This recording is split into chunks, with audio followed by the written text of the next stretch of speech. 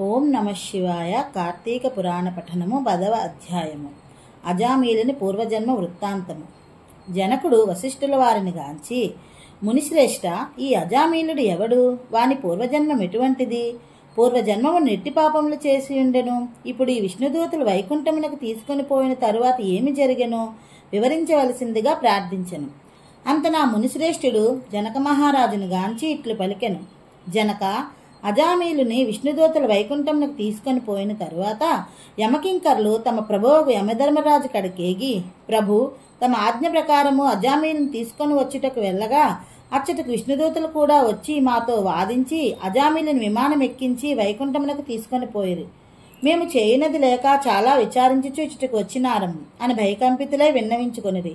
అవురా, ఎంత పని జరిగెను? ఎప్పుడూ ఇట్టి విధముగా జరిగి ఉండలేదే. దీనికి బలమైన కారణం ఏదైనా ఉండి ఉండవచ్చును అని యముడు తన దివ్య దృష్టితో అజామీలుని పూర్వజన్మ వృత్తాంతము తెలుసుకొని, ఓహో, అది ఆ సంగతి. తన అవసాన కాలమున నారాయణ అని వైకుంఠవాసిని నామస్మరణ చేసి ఉండెను. అందులకు గాను విష్ణుదూతలు వచ్చి వానిని తీసుకొని పోయిరి.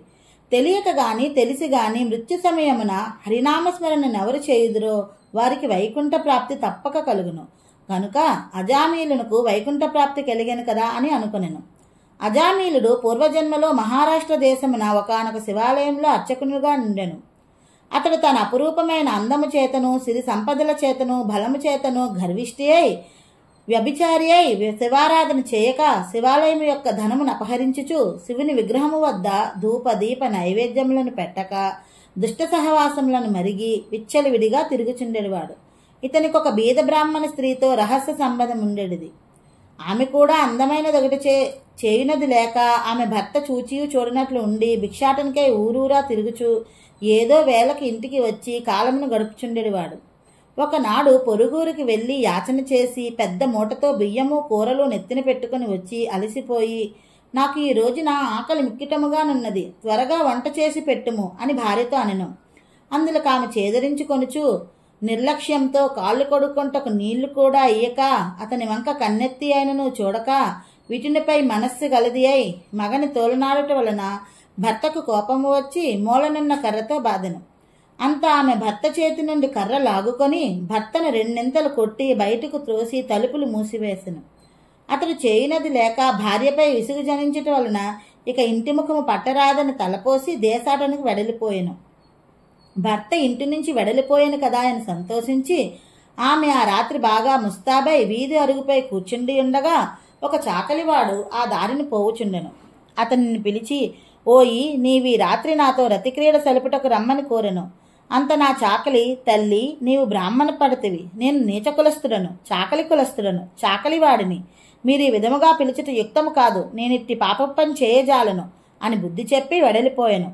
ఆమె ఆ చాకలివాని అమాయకత్వమునకు లోలోన నవ్వుకొని అచ్చటి నుండి బయలుదేరి ఆ గ్రామ శివార్చకుని గడకేగి తన కామవాంఛ తీర్చమని పరిపరి విధముల బ్రతిమాలి ఆ రాత్రంతయు అతనితో గడిపి ఉదయమున ఇంటికి వచ్చి, అయ్యో, నేనెంతటి పాపమునకు ఒడికట్టి తిని అగ్నిసాక్షిగా పెండ్లాడిన భర్తను ఇంటి నుండి వెడలిగొట్టి క్షణికమైన కామవాంఛకు లోనై మహాపరాధం చేసి తిని అని పశ్చాత్తాపముంది ఒక కూలివాణిని పిలిపించి కొంత ధనమిచ్చి తన భర్తను వెతకి తీసుకురావాల్సిందిగా పంపెను.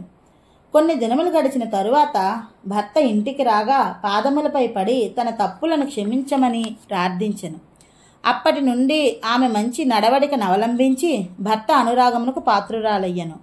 కొంతకాలమునకు శివార్చకునకు ఇనేదియో వ్యాధి సంక్రమించి దినదినము క్షీణించుచూ మరణించెను. అతడు రౌరవాది నరక కోపములబడి నానా బాధలు పొంది మరల నరజన్మమెత్తి సత్యవ్రతుడను బ్రాహ్మణోత్తమునకు కుమారుడై కార్తీక మాసమున నదీ స్నానము చేసి దేవతా దర్శనము చేసి ఉండుట వలన నేడు జన్మల పాపములు నశించుట చేత అజామీలుడై పుట్టెను.